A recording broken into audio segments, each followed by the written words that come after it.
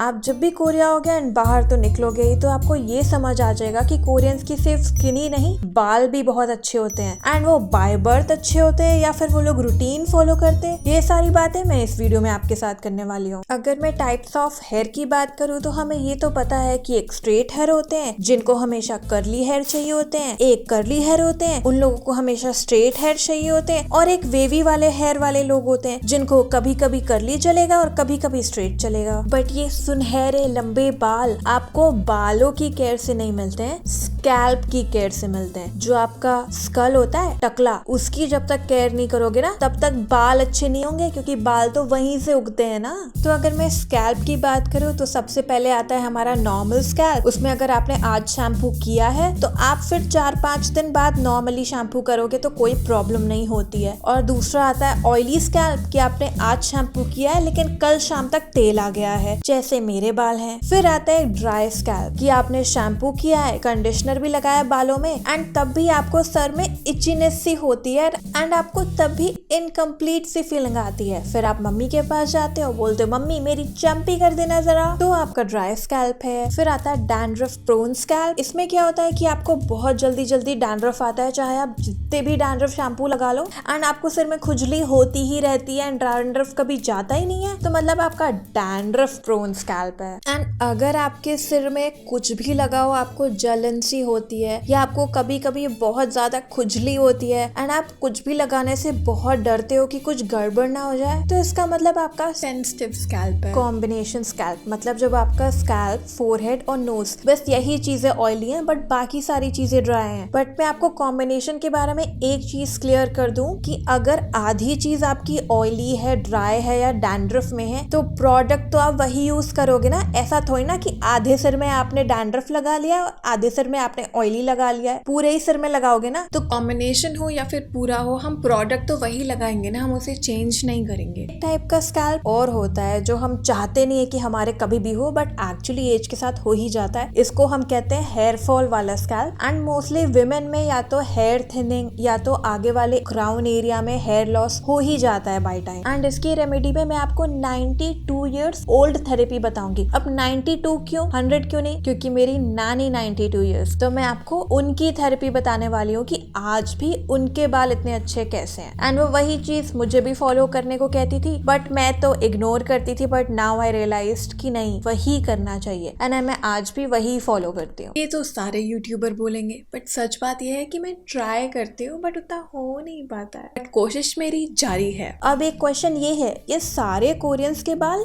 लंबे, straight and काले कैसे हैं? यहाँ पे लोगों को बहुत छोटी एज से बाल स्ट्रेट करना बहुत पसंद है एंड यहाँ पे मोस्टली आप लड़कियों के वेवी हेयर या कर्ली हेयर बहुत ही कम देखोगे एंड देखोगे भी तो वो हमेशा स्टाइल्ड होंगे, कभी नॉर्मल हेयर नहीं रहते हैं। बट मुझे एक बात का जवाब देना, ये सारी लड़कियां कभी बुढ़ी तो होंगी? तो के ड्रामा में जब भी हम देखते हैं कि कोई लड़की अगर बुढ़ी हो जाती है तो उन आंटी जियों के तो सबके बाल एकदम से कर्ली हो जाते हैं। तो अब आप समझ ही सकते हो कि when they are young they regularly straighten their hair, उनको अपने बाल स्ट्रेट रखना ही अच्छा लगता है एंड जैसे जैसे एज होती है वो लोग उस चीज पे ध्यान देना कम कर देते एंड बाल फिर नेचुरली रह जाते हैं। मैं आपको एक सीक्रेट बताऊं, जैसे हम लोग अपने फेस के लिए और बॉडी के लिए सनस्क्रीन लगाते हैं, यहाँ पे लोग अपने हेयर के लिए भी सन प्रोटेक्शन वाला सेरम लगाते हैं जिससे कि बालों को सन डैमेज ना हो। अब इनके बाल नहीं तो क्या मेरे बाल ज्यादा अच्छे लगेंगे बताओ? मैंने ना ऐसे बहुत सारे वीडियोस देखे हैं जिसमें लोग स्पेशली कोरिया आके वो 10 स्टेप वाला हेयर रूटीन करवाते हैं कि बिल्कुल पार्लर में बैठे हुए हैं कि उन्होंने बिल्कुल 50,000 रुपए लगा दिए कि उनका 10 तरीके से कोई इंसान शैम्पू कर रहा है। अब इसमें होता क्या क्या मैं आपको ये बताती हूँ। सबसे पहले वो लोग बालों के लिए सैलिसिलिक एसिड यूज करते हैं, डायरेक्टली स्कैल्प पे लगाते हैं एंड उसको थोड़ा सा रब करते हैं जिससे कि हमारा स्कैल्प साफ हो जाए, जितनी गंदगी है या ऊपर वाली जो डेड स्किन है वो हट जाए। और फिर डायरेक्टली शैम्पू करते हैं, बट शैम्पू करते टाइम इस चीज का पक्का से ध्यान देते हैं कि स्कैल्प का pH वैल्यू जो होती है ना वो हमेशा 2 रहनी चाहिए। अगर वो 2 से ज्यादा है तो दिक्कत होगी, अगर वो 2 से कम है तो दिक्कत होगी। इसलिए ना शैम्पू जब भी देखो या जब भी खरीदो तो उसमें देख लेना कि उसमें pH कितना लिखा हुआ है। pH बैलेंस वाले शैम्पू यहाँ पे बहुत बिकते हैं एंड यहाँ पे लोग वही प्रेफर करते हैं। उसके बाद आता है स्कैल्प मसाज। तो देखा जाए ये तो हमारे काफी आयुर्वेदिक टाइम वाली चीज है कि बिल्कुल हमारे यहाँ तो चम्पी कब से फेमस है, तो इन लोगों को भी चम्पियाँ बहुत पसंद है। बट इसमें चम्पी के लिए हेयर के हिसाब से प्रोडक्ट यूज करते हैं एंड क्या प्रोडक्ट यूज करना है किस टाइप के स्कैल्प पे मैं ये आपको आगे बताऊंगी। मुझे ना यहाँ पे एक चीज समझ नहीं आती कि यहाँ पे लोग कितनी बार हेयर कलर करते हैं बट तब भी इनके हेयर क्वालिटी कैसे इतनी अच्छी रहती है। आपको ये पता है कि यहाँ पे लोग ये बिलीव करते हैं कि अगर हम अच्छा खाना खाएंगे तो हम दिखेंगे भी अच्छे। तो यहाँ पे लोग प्रेफर करते हैं कि उनके खाने में ज्यादा प्रोटीन हो, ज्यादा आयरन हो, जिंक हो, विटामिन ए हो, बी हो, सी हो। फिर मोस्टली कोरियन नॉन वेजिटेरियंस होते हैं तो फिश खाना, एग्स खाना, पोर्क खाना, चिकन खाना, फिर उसमें बहुत सारी वेजिटेबल्स खाना एक पर्टिकुलर डाइट में। एंड आपको ये पता है कि यहाँ पे मोस्टली डेजर्ट में लोग फ्रूट्स खाना पसंद करते हैं। तो मतलब इनका ओवरऑल खाना ही हेल्दी होता है, इसलिए बाल अच्छे उग जाते हैं। मैं लग रहा है कि अपने टॉपिक से भटक रही हूँ, अब मैं वापस आती हूँ। तो अब लगता है हमारा शैम्पू के बाद कंडीशनर। तो यहाँ पे लोग राइस वाटर बहुत ज्यादा प्रेफर करते हैं एंड राइस वाटर बनाने के लिए आपको बस 1 कटोरा चावल लेना है, उसको आप 2 से 3 बार पानी से धो लो। उसके बाद चावल को आप रात भर भिगो लो एंड जो एक्सेस वाटर है वही हो गया हमारा राइस वाटर। एंड उसी को शैम्पू के बाद एक बार हल्के से धो लेते हैं एंड फिर दोबारा पानी से धो लेते हैं। इससे क्या होता है कि आपके बाल बहुत ही सॉफ्ट हो जाते हैं एंड आपके स्कैल्प का पीएच भी बैलेंस हो जाता है। ये तो हो गया हमारे स्कैल्प के लिए। अब बालों की बात करें तो उसके लिए आता है हेयर मास्क। यहाँ पे लोग बहुत ज्यादा argan oil, coconut oil, castor oil के सेरम यूज करते हैं। हम लोग तो भैया तेल वाले हैं, तो वही चीज है कि ये लोग सेरम के फॉर्म में यूज करते हैं, हम लोग डायरेक्ट तेल बना लेते हैं। और हेयर मास्क के नाम पे इनको नेचुरल चीजें लगाना बहुत पसंद है, जैसे बनाना हो गया, कोकोनट हो गया, स्ट्रॉबेरीज हो गया, दही हो गया, एवोकाडो हो गया, या फिर मेयोनीज भी लगाते हैं। यहाँ पे एक चीज का ध्यान देना, आप जब भी कोई भी हेयर प्रोडक्ट खरीद रहे हो तो उसमें पैराबेन्स, सिलिकॉन, सल्फेट ये सब चीजें ना हो तो बेहतर है, क्योंकि ये सारी चीजें हमारे स्कैल्प को और बालों को नुकसान देती है। यहाँ पे सिर्फ हेयर मास्क ही नहीं, हेयर स्क्रब भी यूज होता है। यहाँ पे चीनी का स्क्रब हो गया, सॉल्ट का स्क्रब हो गया, स्किन को एक्सफोलिएट करने के लिए यूज किया जाता है। एंड एक्सफोलिएट करने के बाद डायरेक्टली ये लोग कोई सा मास्क लगाते हैं, और बहुत ही नेचुरल चीज का, जैसे ग्रीन टी हो गया, ब्लैक बीन्स हो गया, हनी हो गया। आपने घिनसेंग तो सुना होगा ना, वही।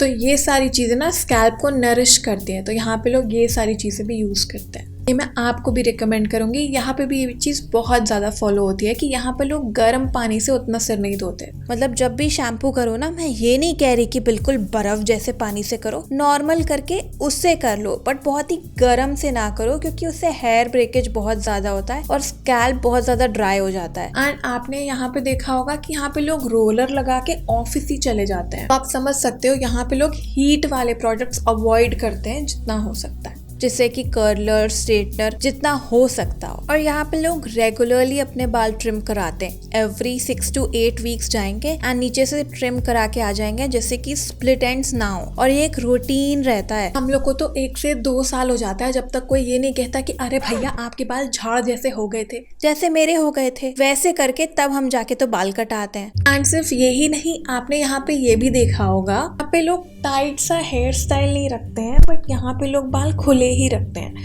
या फिर एक हल्का सा नीचे यहाँ पे ऐसे करके बन बना लेंगे। ये भी केयर करते हैं, हम लोग की तरह खींच के चोटी नहीं बनाते हैं, बहुत ही लाइट सा स्क्रंची टाइप का हेयर बैंड लेके हल्के हल्के बालों से हेयर स्टाइल बनाते हैं। अब आती है ये बात कि हम इंडियन कौन से प्रोडक्ट्स यूज करें, ऐसे यूज करें कि हमारी हेयर हेल्थ अच्छी हो जाए। अब ड्राई स्कैल्प के लिए सबसे पहला ट्रीटमेंट आता है coconut oil and aloe vera gel का। दोनों चीजें आपने इक्वल अमाउंट्स में ली, उसको मिक्स किया, हेयर पे लगाया, 1 आवर वेट किया एंड वॉश कर लिया। फिर सेकंड चीज आती है हमारी हनी एंड योगर्ट ट्रीटमेंट। इसमें भी आपने इक्वल अमाउंट्स ऑफ दोनों चीजें ली, एक में दही और उतना ही शहद, उसको मिक्स किया, उसको आपने बालों में 30 to 40 मिनट्स लगाया। ये आपके बालों को नरिश करता है बहुत अच्छे से। देन आपने इसको वॉश आउट कर दिया, सिंपल। फिर आपको हिबिस्कस का फूल पता होगा जो रेड कलर का होता है, वो भी स्कैल्प को नरिश करने के लिए बहुत अच्छी चीज होती है। तो ड्राई स्कैल्प वाले आप लोग किसी भी हेयर मास्क में उसको ऐड ऑन कर सकते हो या फिर तेल में हिबिस्कस ऑयल मिक्स करके भी लगा सकते हो। आप कोरियंस की तरह ड्राई स्कैल्प के लिए हेयर मास्क भी लगा सकते हो।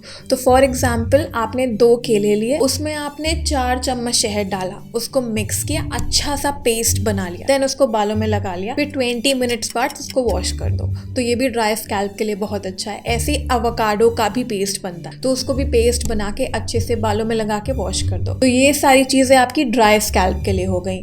अब ऑयली स्कैल्प मतलब मेरे जैसे स्कैल्प के लिए आता है नीम एंड लेमन। इसमें हम क्या करेंगे, हमने जैसे 1 गिलास पानी लिया, उसमें हमने 15 से 20 नीम की पत्तियां डाली एंड उसको बॉईल कर लिया। फिर जब बॉईल हो गया तो उसमें 1 नींबू डाल दिया, या फिर अपने बालों के लेंथ के हिसाब से आपको ज्यादा नींबू चाहिए तो आपने ज्यादा नींबू डाल लिया। फिर मैं क्या करती हूँ कि शैम्पू करने के बाद वो पानी लेके आप डाल लो एंड कंडीशनर जैसे नहीं करते हैं वैसे बस लगा के एक बार धो लो उसी पानी से, एंड उसके बाद नॉर्मल पानी से धो लो। लेकिन मैं इसके बाद शैम्पू नहीं लगाती हूँ, तो ये चीज भी होता है कि मेरे ऑयली बालों के लिए अच्छा रहता है। फिर आपने आंवला तो सुना होगा, जो ग्रीन कलर का होता है जिसको हम इंडियन गूसबेरी बोलते हैं। तो आंवला भी ऑयली स्कैल्प के लिए बहुत अच्छा होता है, तो उसका भी आप पेस्ट बना के, या फिर आपको शॉप में ड्राइड आंवला भी मिलेंगे तो उसको भी आप ग्राइंड करके किसी भी चीज में मिक्स करके लगा सकते हो।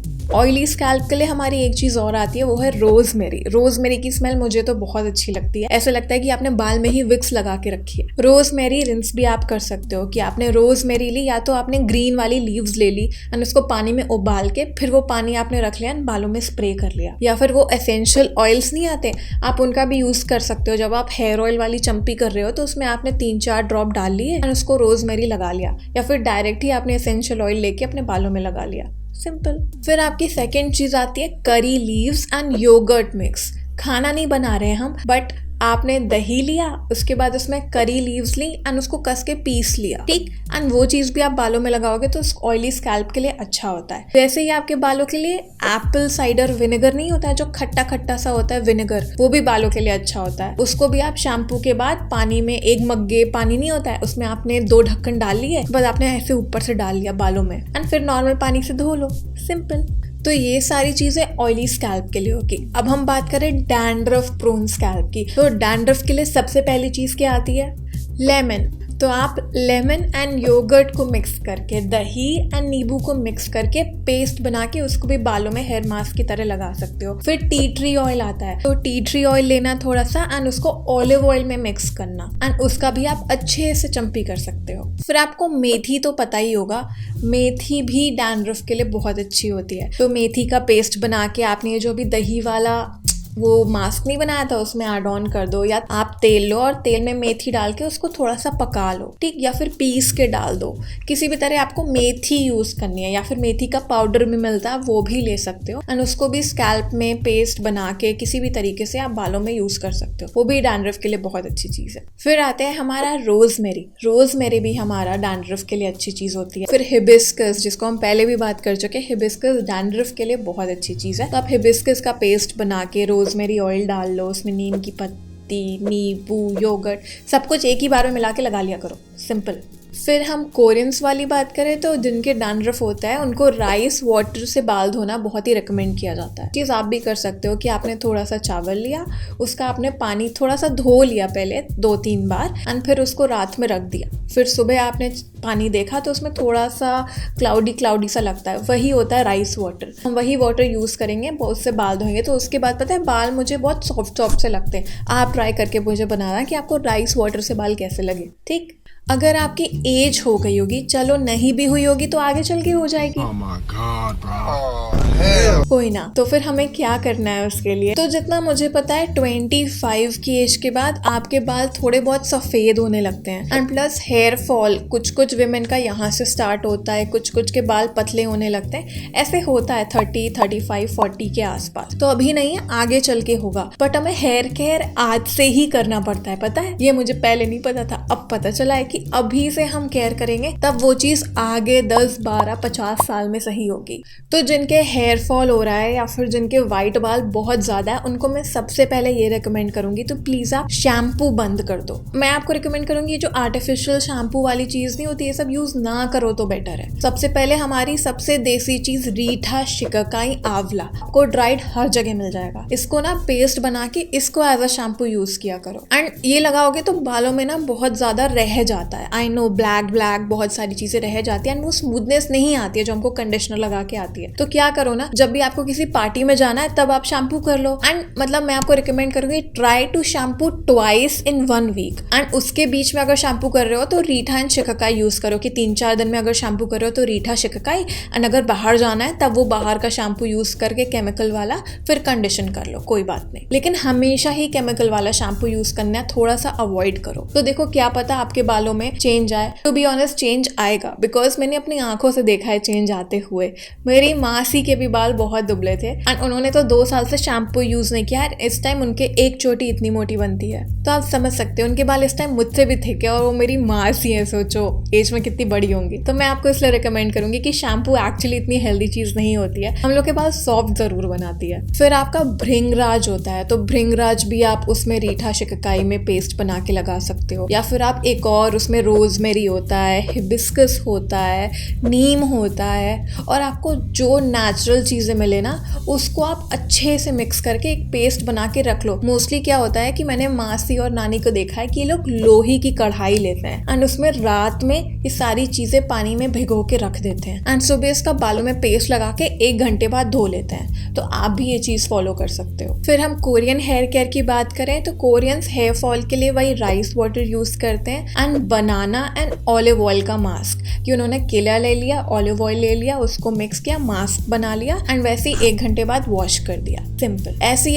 आपको अपने बालों को हाइड्रेट करना है तो आप मोस्टली किसी भी फ्रूट का मास्क बना सकते हो। आपने स्ट्रॉबेरी मास्क बना लिया, आपने पपाया का मास्क बना लिया। ये सब चीजें आपके स्कैल्प को नरिश करेंगी, ठंडा सा रखेंगी, कूल रखेंगी। तो आपकी मर्जी, कोई भी नेचुरल चीज लगाओ, बालों को अच्छे से नरिश ही करेगी। आर्टिफिशियल चीज कॉमन सेंस नुकसान ही पहुंचाएगी, तो बाकी आपके ऊपर है। आपको पता है कि सिर्फ इंडियन चीजें हमें ही अच्छी नहीं लगती, कोरियंस को भी अच्छी लगती है। एंड कोरिया में इंडिया का पार्ले जी भी मिलता है एंड मैं मजाक नहीं कर रही हूँ, आप खुद देख सकते हो। इस वीडियो पे क्लिक करो एंड देख लो।